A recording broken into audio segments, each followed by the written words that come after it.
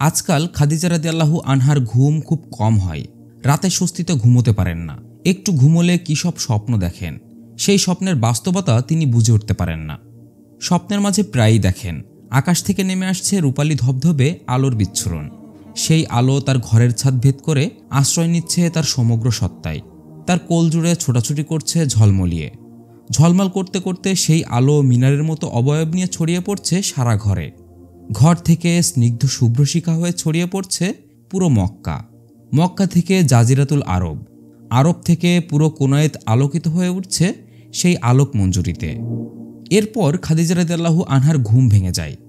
একটু এদিক সেদিক করে একই স্বপ্ন প্রায়ই দেখেন। তিনি বুঝতে পারেন না কেন বারবার একই স্বপ্ন দেখেন। মাঝে মধ্যে এমন স্বপ্ন দেখে হাঁপিয়ে ওঠেন। বিছানায় বসে একা একা ভাবেন নিজের অতীত জীবন নিয়ে, নিজের বৈধব্য নিয়ে ভাবেন। অনেক সময় বয়স ৩০ পেরিয়েছে, এরই মধ্যে দুইবার বিধবা হওয়ার স্বাদ পেয়েছেন। জীবন নিয়ে এক ধরনের বিতৃষ্ণ হয়ে গেছেন তিনি। বিয়ে বিষয়টির প্রতি তার একটা বিরাগ চলে এসেছে।